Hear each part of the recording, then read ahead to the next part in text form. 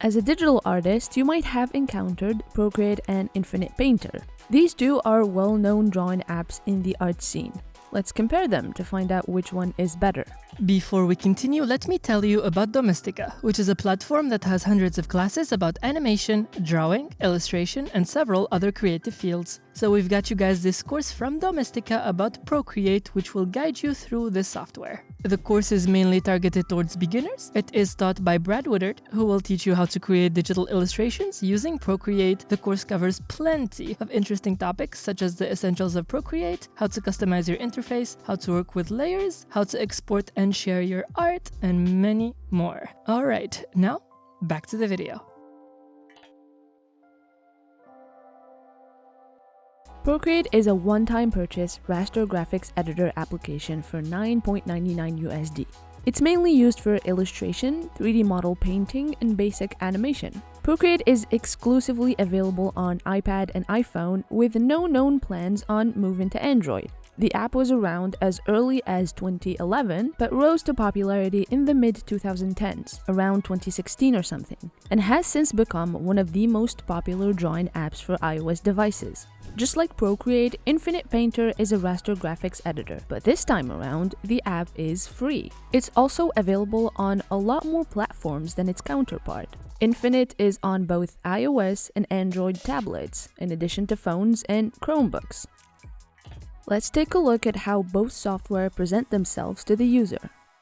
Procreate's interface is in gray with white detailing, sporting a simple and minimalist look and feel. In Procreate, almost everything is on the big toolbar at the top, neatly tucked under several icons. The icons are a wrench, a magic wand, a squiggly line, a cursor, a brush, a hand, an eraser, 2 stacked papers, and a circle with a given color. Each icon holds a specific set of tools and features. For instance, the magic wand is for effects like Gaussian blur. On the left side, there are 2 sliders for changing a brush's size and opacity. In between the sliders is a rectangle that once clicked triggers the color picker.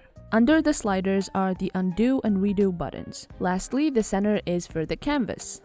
Infinite Painter and Procreate resemble each other in their simplicity, with Infinite being far more simple in its interface. We have a movable mini toolbar on the left, which has the main tools, brushes, eraser, and color options, and so forth. On the bottom and on each side, we have undo and redo buttons. On the top right, we have the Tools menu, Layer, and Options menu. The middle space is for the canvas. Lastly, we have a house icon on the far left upper corner that takes you back to the main menu of the software, just like the word Gallery on Procreate.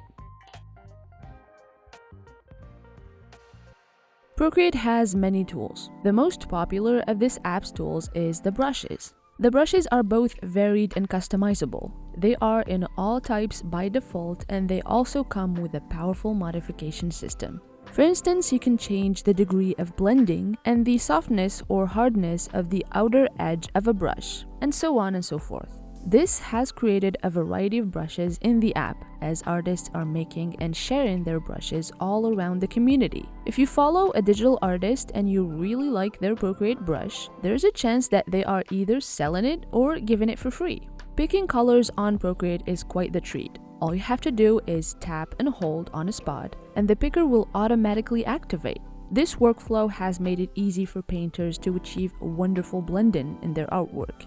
Other gestures allow you to zoom in and out, undo and redo, rotate the canvas, and so forth.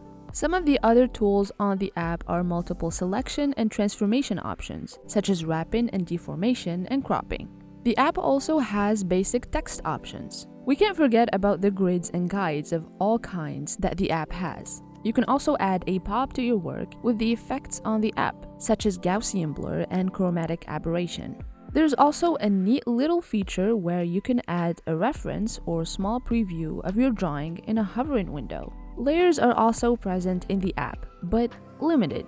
This has been a long-standing critique of Procreate. However, that's due to the fact that Procreate tries to balance out performance and functionality. It all depends on how powerful your device is, and if you feel like having more layers but also having really good performance where your brush strokes glide in real time and are not hunkered down by lag or freeze, you would need the latest iPad. Let's see what Infinite has to offer in comparison to Procreate. Spoiler, it's a lot.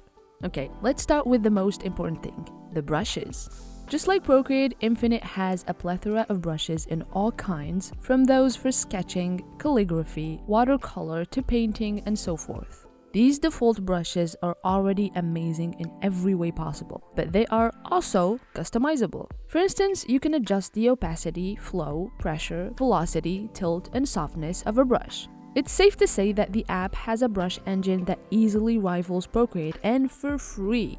It doesn't stop there for Infinite. The app has other tools, such as guides, shapes, cloning tools, perspective grids, selection, transformation tools, as well as tools to create patterns and symmetry tools. Since Infinite Painter is also an app with a minimalistic presentation of interface, gestures are a big part of the workflow. In fact, the first thing the app does is give you a rundown of the available gestures for use. We have the usual zooming in and out, undo and redo, rotating, color picking, and moving about the canvas gestures. All of these work just like Procreate's gestures. All in all, Infinite has great tools coupled with features that make a great workflow.